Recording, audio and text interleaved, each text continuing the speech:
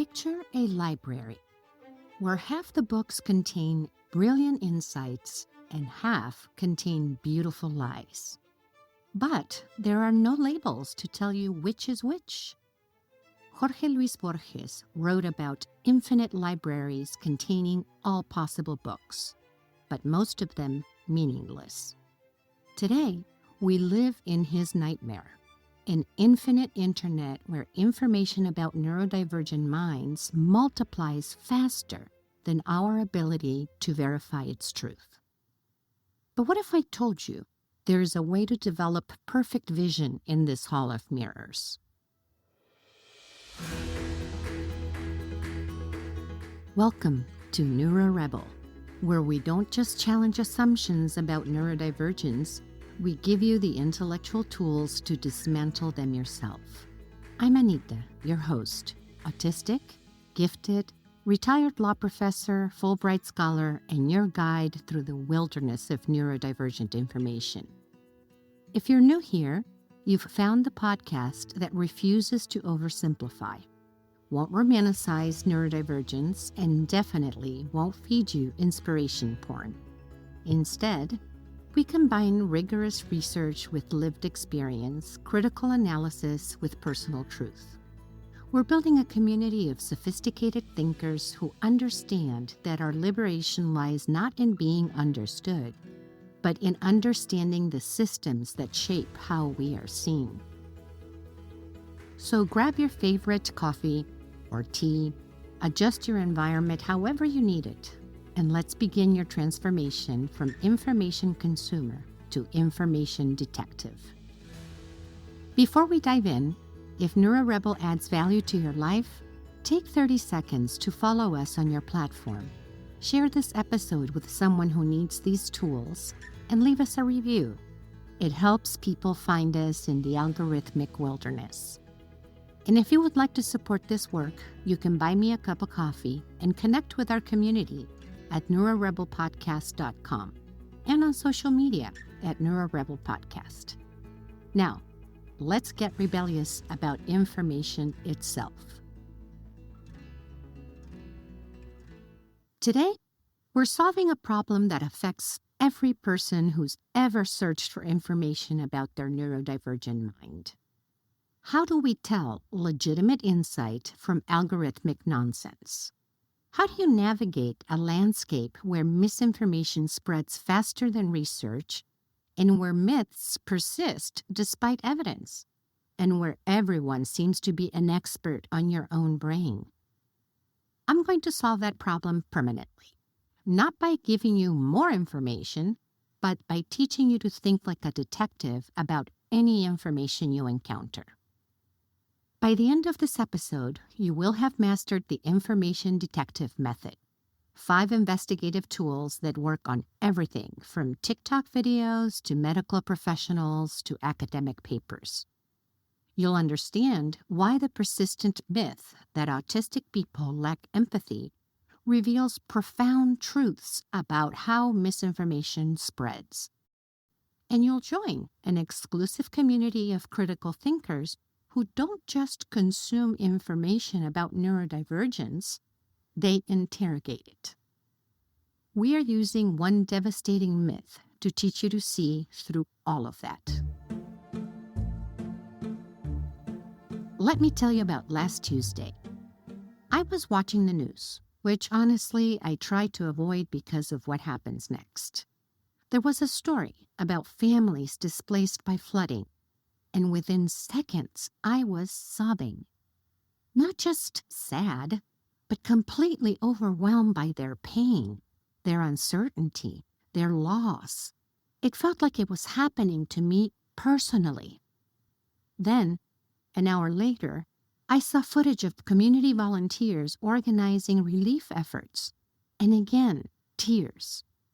But this time, they were tears of gratitude for their courage, their compassion, their refusal to look away. Now, according to one of the most persistent myths about autism, this shouldn't be possible because supposedly autistic people don't feel empathy. So what is happening here? Am I broken? Are the experts wrong? Or is this where our detective story begins? Is there something much more fascinating at play? Today we're going to use this single myth to teach you something more valuable than just correcting misinformation. We're going to give you 5 investigative tools that will transform you into a sophisticated consumer of any information you encounter about neurodivergence. Think of it as developing X-ray vision for spotting flawed assumptions. Imagine information about neurodivergence like a mystery novel.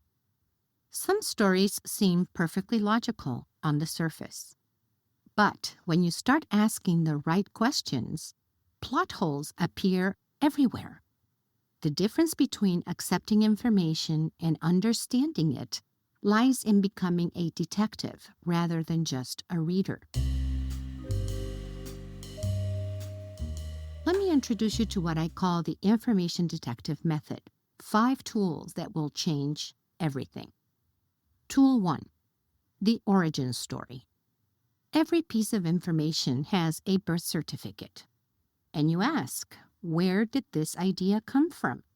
Who first said it? When? And under what circumstances? What were they observing? And what weren't they observing? Tool 2, the missing evidence. What contradicts this claim? What evidence exists that points in a different direction? What studies have not been done? And what voices have not been heard? Tool 3, the incentive trail. And this is where things get interesting.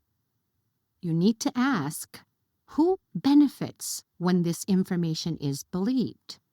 What systems, industries, or assumptions does it support?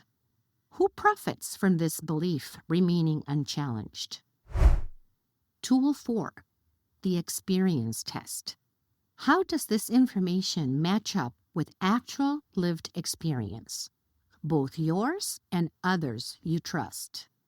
When research contradicts widespread lived experience, that's a red flag worth investigating. Tool 5, the application filter. What do you do with this knowledge? How does understanding this change your next steps? Information that cannot be applied or only serves to shame or limit you should be questioned. Now, let's put these tools to work on our empathy myth and watch what happens when we start digging. Every myth has an archaeological layer. As I said, a birth certificate. And this one, the empathy myth, is particularly fascinating. Picture this. It's the 1940s, and researchers are observing autistic children. They notice these children seem withdrawn, less responsive to social cues that neurotypical children pick up easily. But here's the crucial detail that gets lost in translation from observation to conclusion. They were observing children in environments designed entirely for neurotypical communication styles, using assessment methods created by and for neurotypical researchers. And even more than that, they were tools designed and created for white boys.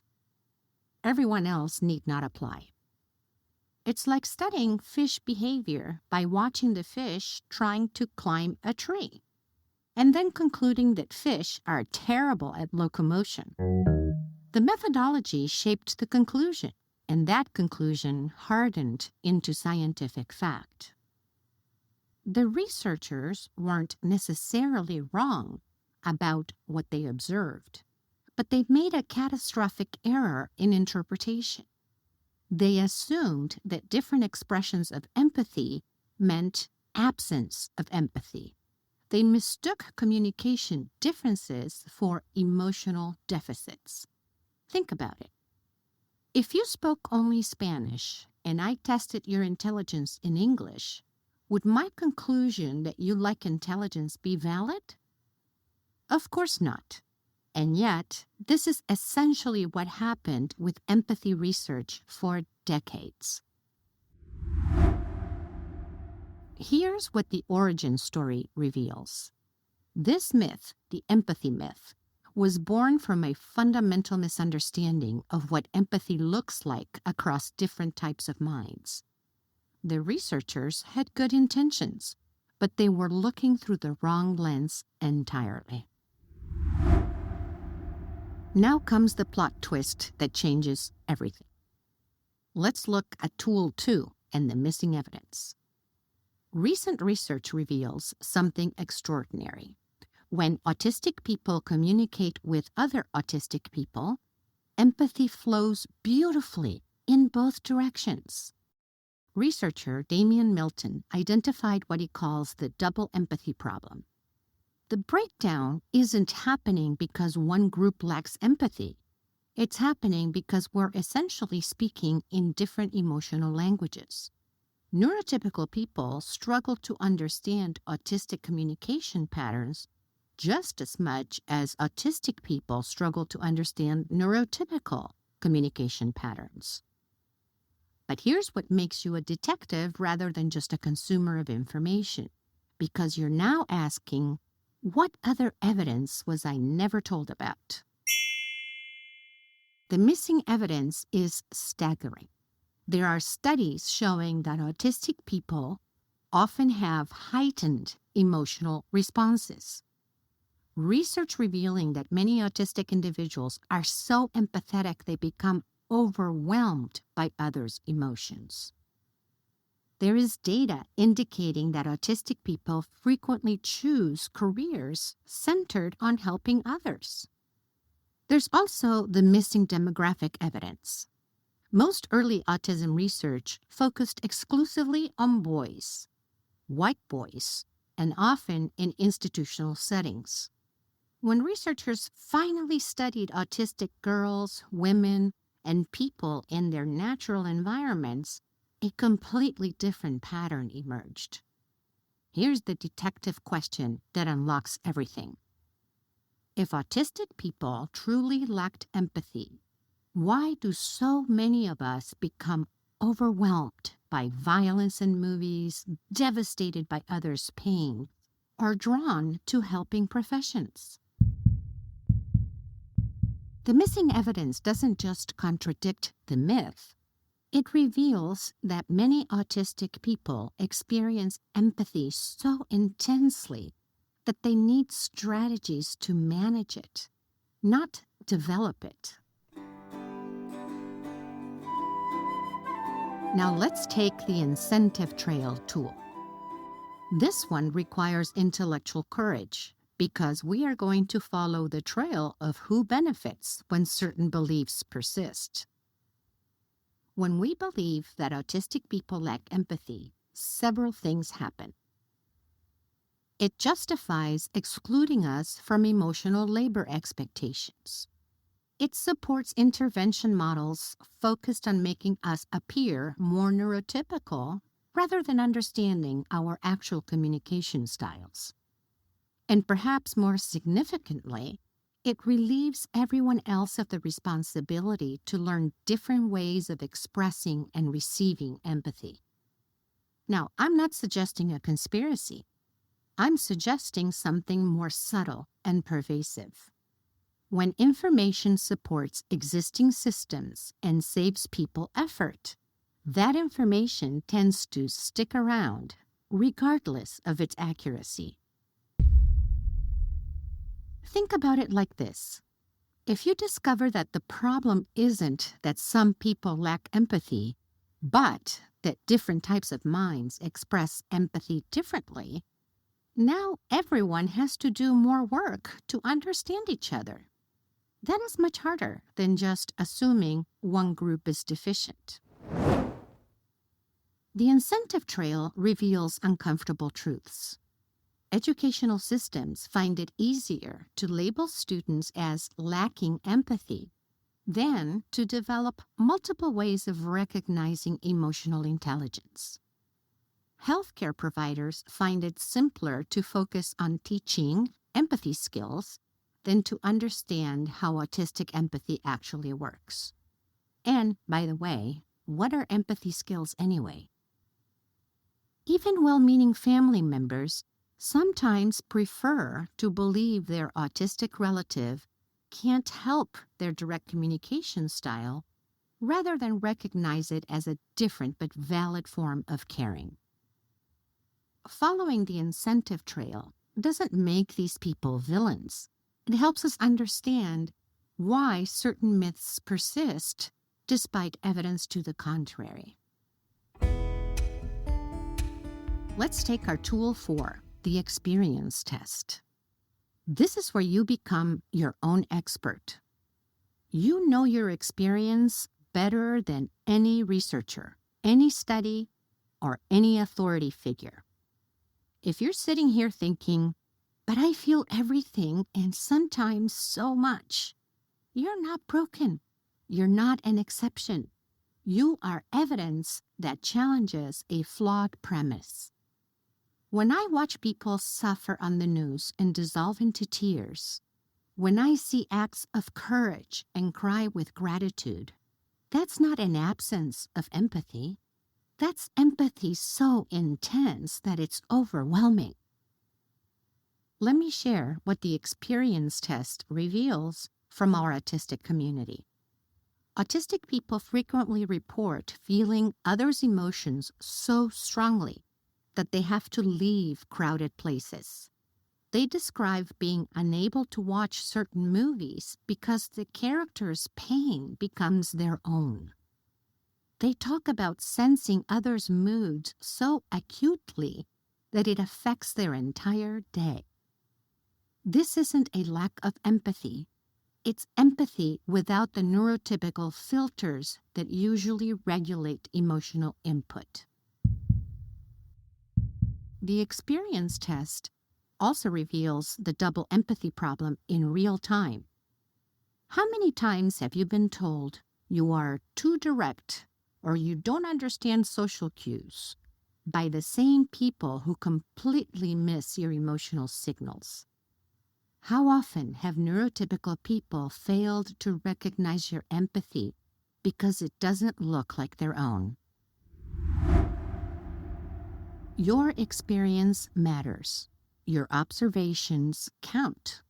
When information contradicts what you know to be true about yourself or others you trust, that contradiction is data worth investigating.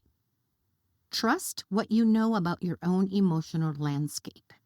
If you feel empathy, whether it's overwhelming, protective, analytical, or expressed through actions rather than words, that's real empathy, regardless of what any myth may claim.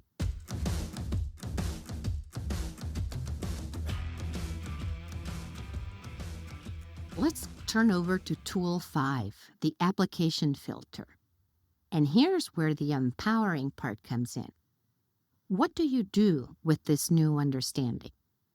First, you trust your experience more and external authorities less. If someone tells you that you lack empathy because you express it differently, you now have tools to investigate that claim rather than internalizing it. Second, you start applying these same 5 tools to every piece of information you encounter about neurodivergence. Does this claim about ADHD and organization hold up to the origin story test? What missing evidence exists about giftedness that I haven't been told? Who benefits when certain beliefs about learning differences persist? Third, you become part of the solution. When you hear someone repeat the empathy myth, you can share what you've learned, not as gospel truth, but as an invitation to think more deeply. The application filter transforms you from passive recipient to active investigator. You've just joined an exclusive club, the club of people who don't just consume information, but investigate it. This isn't just about correcting myths, though we've certainly done that. This is about developing a more sophisticated relationship with information itself. And what is the bigger picture? What we have discovered about empathy isn't really about empathy at all. It's about the difference between accepting information and understanding it. It's about the power of asking better questions. Every time someone tells you something definitive about neurodivergent minds, you now have 5 investigative tools. You can trace origins, hunt for missing evidence, follow incentive trails, test against experience, and decide for yourself how to apply what you have learned. This matters beyond personal validation. The myths about neurodivergent minds shape policies that affect millions of people. They influence educational approaches, workplace accommodations, healthcare decisions, and family relationships. When we accept false information, we participate in a system that limits neurodivergent potential. When we investigate and challenge that information, we create space for more accurate understanding and better support systems.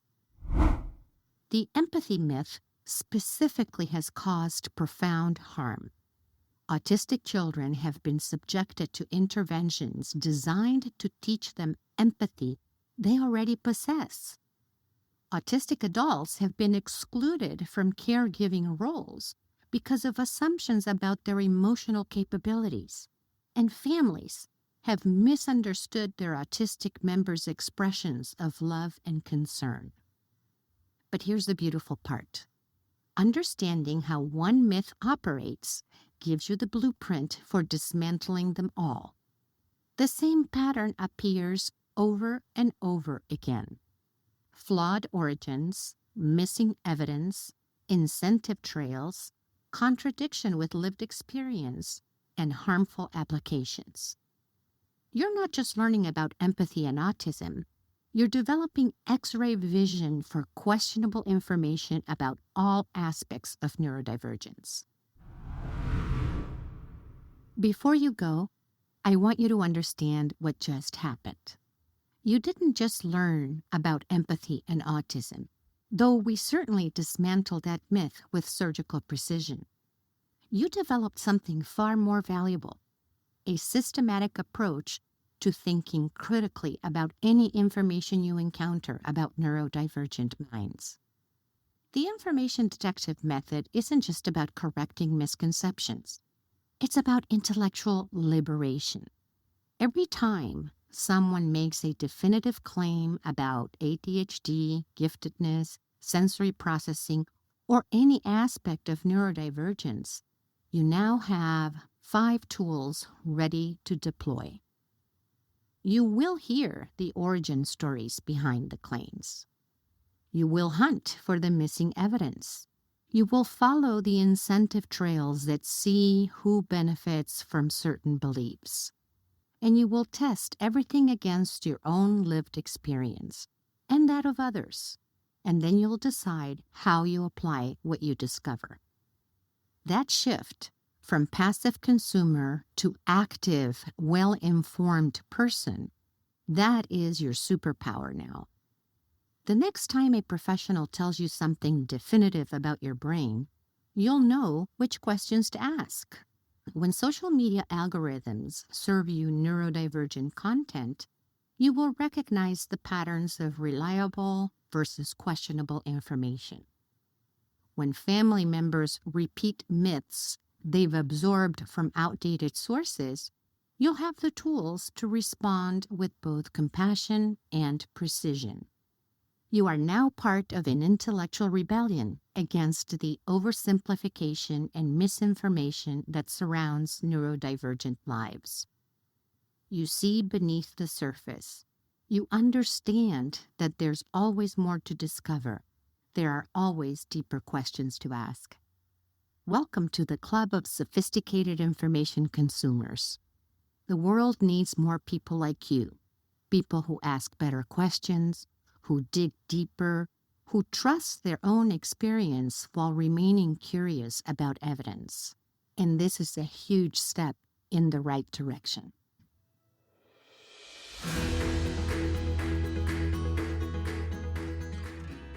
You've been listening to NeuroRebel, where we transform how you think about neurodivergent minds, starting with your own. I'm your host, Anita.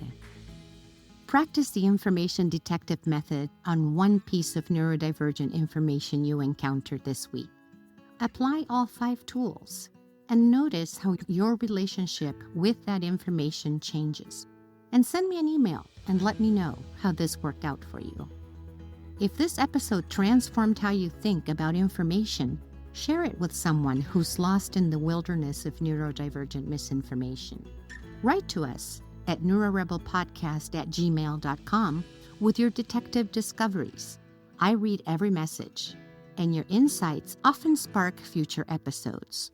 Follow us on social media for continued conversation and behind-the-scenes insights.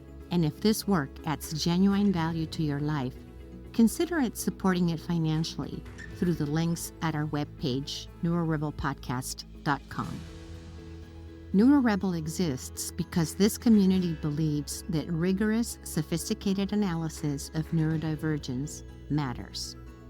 Remember, your brain isn't broken, but the information ecosystem around you often is. Together, we are changing that, one critical question at a time. Thank you so much for listening. Until next week, keep investigating, keep questioning, and keep trusting that your mind, exactly as it is perfectly capable of seeing through the myths to find the truth underneath.